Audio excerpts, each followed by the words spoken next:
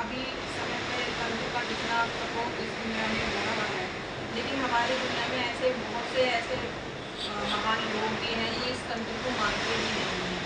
तो क्यों नहीं मानते हैं? ऐसा क्या कारण है कि वो लोग मानने से इनकार करते हुए विपरीत होते ही नहीं हैं? जिनको हम महान कहते हैं उनको हम महात्मा भी कहते हैं। तो जो वो नकारते हैं वो इसलिए नकारते हैं क्योंकि उनकी सारी विद्या ईश्वर को पाने की तो है, भूत प्रेत को निकालने की है ही नहीं। तो इसलिए जब जिसको वो निकाल नहीं सकते तो उसको मान के वो लाभ क्या लेंगे, क्योंकि ये जब उन्माद चढ़ता है किसी को प्रेतात्मा का तो वो दूसरे को क्षतिग्रस्त कर सकता है। ऐसे महात्मा लोग क्षतिग्रस्त हो सकते हैं, इसलिए वो बच के रहते हैं और इसलिए वो मानते नहीं। और मान्यता का संसार है कि भारत में 90% ग्रंथों में भूत प्रेतादिकों का जिक्र आता है, जबकि श्री जी का जिक्र तो उसमें ही नहीं आता, श्रीमद् भागवत कथा में ही नहीं आता है। तब राधा जी को तो मान रहे हैं, भूत प्रेत को मान नहीं रहे हैं। और ये ना मानने का जो इतिहास है ये किसी की श्रद्धा पे भी हो सकता है।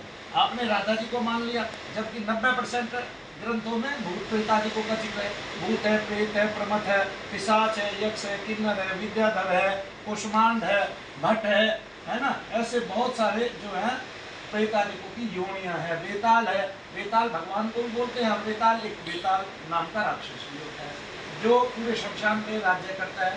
क्षेत्रपाल आदि भी जो है इसमें आ जाते हैं, उनकी भी गणना होती है, क्योंकि क्षेत्रपाल के नीचे बहुत सारे शमशानों के घाट होते हैं और वहाँ पर भी बहुत सारी जो है ना भूतनियाँ रहती हैं, पिशाचनियाँ रहती हैं, डाकनियाँ रहती हैं, किन्नरियाँ रहती है और शाकनियाँ रहती हैं। और वे सारे मानव को हानि भी पहुँचाते हैं और लाभ भी पहुँचाते हैं। इसलिए भगवान कहते हैं ना कि तू प्रेतों को पूजेगा प्रेत बनेगा, प्रेतों को पा जाएगा, और तू देवताओं को पूजेगा, पितरों को पूजेगा तो पितरों को पा जाएगा, और तू देवताओं को भजेगा तो देवताओं को मिलेगा। अर्जुन तू मुझे भजेगा तो मुझे ही प्राप्त होगा। अब भगवान वही श्रद्धा स्थापित कर देते हैं।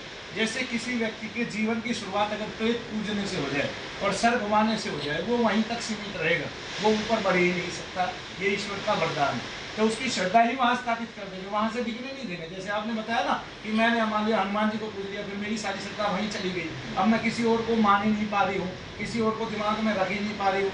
तो ऐसे ही वो आदमी जो प्रेतादिकों का पूजन करता है, उसके वो प्रेतादिक छोटे मोटे काम बनाए जाते हैं और वो वहीं तक जाके रुक जाता है, उससे ऊपर कभी बढ़ नहीं पाता। और ना मानने का कारण यही है कि हम अपने ग्रंथों पे अश्रद्धा करते हैं। हमने अपने पितरों की, हमने अपने बड़े बुजुर्गों की, हमने उन सब की वे कथाएं ऋषि मुनियों की हमने सारी झुठला दी जो उन्होंने लिखी थी। हमने शिव पुराण को ही झूठा बना दिया। क्यों? क्योंकि हम ये कहते हैं कि भूत प्रेत को आडंबर होते भोंगे ढकोसता है। कौन देश ऐसा है दुनिया में जहाँ पे ये नहीं निकाले जाते? और तो और पूरी फिल्म इंडस्ट्री भूत प्रेतों के नाम से अरबों करोड़ों रुपया खाती है, चाहे वो अंग्रेजों की हो, हॉलीवुड हो, टॉलीवुड हो और चाहे बॉलीवुड हो, सब खा रहे हैं इसके नाम से पैसा। और फिर ऐसी क्या बात है? इसलिए बात है क्योंकि कोई भी व्यक्ति तंत्र क्रिया को निकालने में सक्षम नहीं है पूर्ण रूप से, और कोई निकाल भी रहा है किसी एकांत में कोने में बैठ के, कमरे में बैठ के, वे केवल लोगों से लूट मचा रहे हैं, ठगी कर रहे हैं।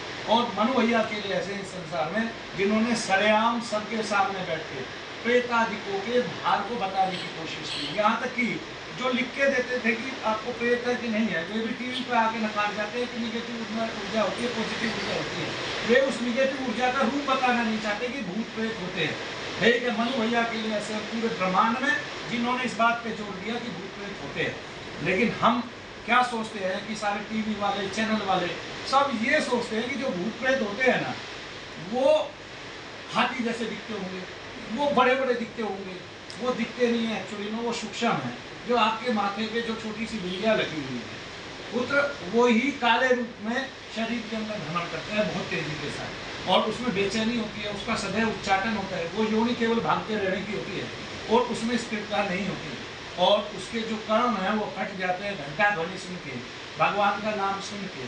इसलिए वो शरीर के अंदर जाना पसंद करती है, रहना पसंद करती है, उसको एकांत में रखना पसंद करती है। और चूंकि उसने पहले मानव योनि भोगी है तो उसने जो खाया है उसको खाना पसंद करती है। अगर वो मानव योनि यानी कि मानव के शरीर से बाहर है तो उसको मिलेगा क्या?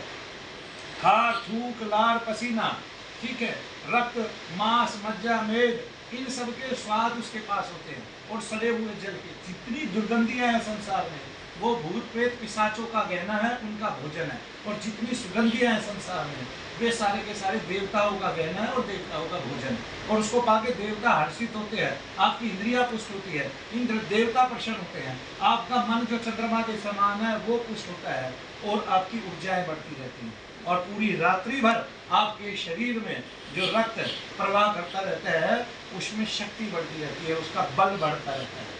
और इसलिए आदमी को यज्ञ करना चाहिए, यज्ञ करना चाहिए, यज्ञ करना चाहिए। क्योंकि मैं यज्ञ से ही लाखों लोगों को ठीक कर पा रहा हूँ। हालांकि उनको बीमारियां नहीं है, केवल प्रेतादिक बाधा है, पितरादिक बाधा है। तो पितृयज्ञ करे अपना, और पितृयज्ञ करना सीखे शनि धाम से, और इससे आपको लाभ होगा, आप संसार को लाभ दे पाएंगे। और समस्त संसार जब लाभग्रस्त होगा आपसे, लाभवान होगा आपसे, तो संसार आपको कदापि नहीं भूलने वाला। ये कहने से प्रेत नहीं होते हैं, कोई समस्या हल नहीं होती। जय शनि।